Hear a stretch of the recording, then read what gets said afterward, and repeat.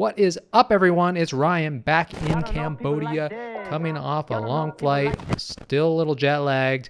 The other day I slept for 15 hours straight, and then last night I slept for about 4.5 to 5 hours. So haven't quite figured out the jet lag yet, but I am back in Cambodia making videos for you so you can see what it's like to live in the Kingdom of Wonder.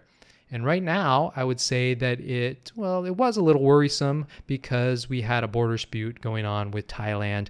As of yesterday, immediate ceasefire was called, so hopefully everything's worked out there. But today I wanted to go through the details of this whole situation.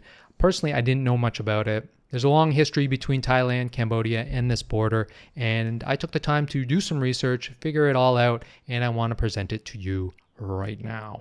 One quick note, this is not an opinion piece. I am going to try and stay impartial because, well, for multiple reasons, but I think it's best to just stick to the facts, stick to what we know, and we'll save the comment section for all the opinions. My only opinion is war is bad. So let's get started. Let's get into the details. How did this dispute start?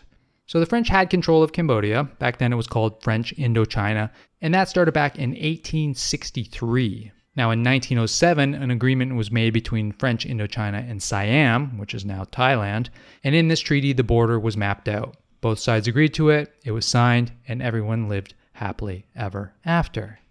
Of course they didn't. The French occupied Cambodia up until 1953, and after Cambodia got their independence, Thailand started to dispute the border. The treaty that they signed back in 1907 defined a northern boundary along the Dang Krek Mountains, but when French surveyors made the maps, they deviated from the line in the now disputed areas. One of the most important of these areas is the Preah Vihear temple, which sits around 300 meters from the border.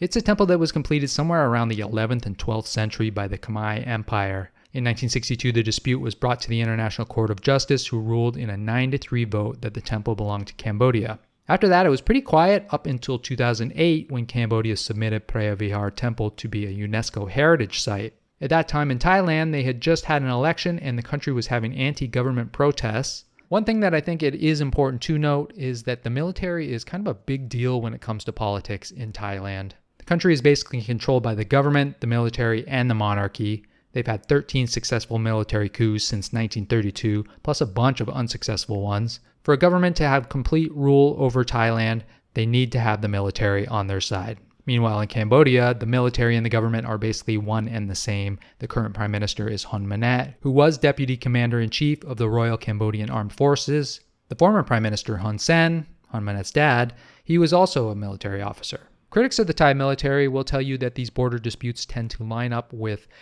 the Thai military wanting to show power, perhaps to oust their government. During the 2008 border dispute, in that year alone, Thailand had 4 different prime ministers. The 2008 dispute lasted for over 3 years and it was deadly. 19 Cambodian soldiers were killed, 3 Cambodian civilians were killed, 16 Thai soldiers were killed, and 2 Thai civilians were killed. Cambodia ended up bringing it back to the International Court of Justice, who in 2013 ruled unanimously that the area belonged to Cambodia. However, Thailand rejected this, saying that the dispute was between Thailand and Cambodia and they were the ones that should be resolving it, not a third party. Nevertheless, everything kind of quieted down for like 12 years. But then on February 13th, 2025, a group of Cambodians sang the Cambodian national anthem at the Ta Muan Thom Temple. It's a temple complex that was an important stop on the ancient Khmer Highway during the Khmer Empire days. The Khmer Empire, the same empire that built Angkor Wat, they had a trade route that's now called the Ancient Khmer Highway. It stretched from Angkor to Pi Mai, which was another important town for the Khmer Empire. The temple sits right on the border. Parts of it are actually in Thailand and parts of it are in Cambodia, but generally people are able to go back and forth across the border and visit the temples with no problems.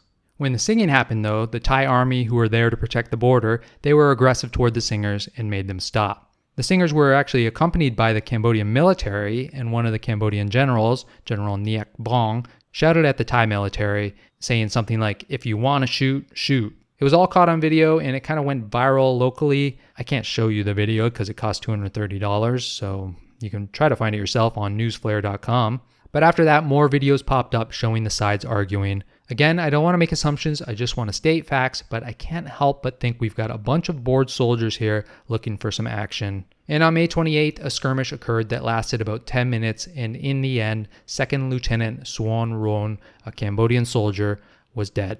Both sides claim the other shot first, but I don't think there is any evidence to give us a definite answer. The month of June had a lot of arguing, negotiating, and accusing.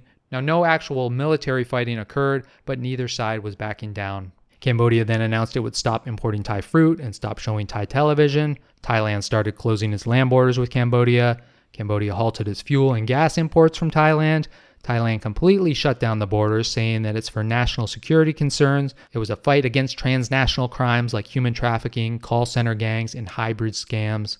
Let's jump to that juicy and important phone call. Former Prime Minister Hun Sen, the father of the current Prime Minister of Cambodia, he had a phone call with the then Thai Prime Minister Paetongtarn Shinawatra. Now, the Shinawatra family has a long history in Thailand. Paetongtarn's father was once the Prime Minister. He was ousted in a military coup. Her aunt was the country's first female Prime Minister. She was ousted in a military coup. The call with Hun Sen was secretly recorded, and a portion of it was leaked to the public. Hun Sen admitted that he recorded the phone call. Shinawatra admitted that it was a legit recording, and Hun Sen released the entire phone call on his Facebook page.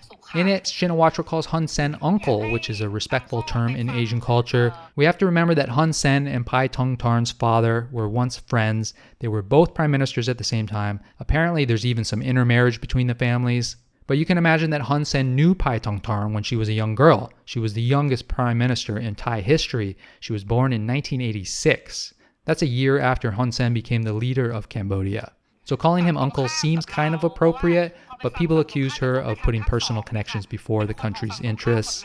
In the call, she also said something along the lines of, "If there's anything you need, we will take care of it." And she also criticized the senior Thai military commander. Like I said earlier, in Thailand, the military is a big deal when it comes to politics.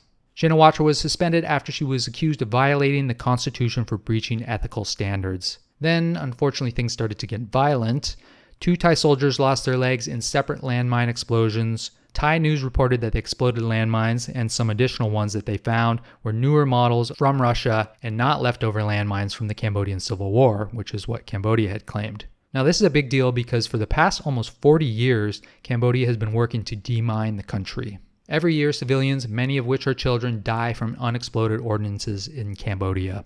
Cambodia also signed the Ottawa Treaty, also known as the Mine Ban Treaty, which was an agreement to not use landmines. So placing new landmines is a very bad look for Cambodia, if in fact they did do it. That brings us to July 24th, when attacks came from both sides. We're talking heavy weapons, air attacks, missiles, rocket launchers, tanks, F-16 jets. The casualties started stacking up. It's hard to say how many lives have been lost because each side is reporting different numbers, but we know for sure that in this past 5 days, more people have died in this border dispute than the 2008 border dispute, which lasted a full 3 years.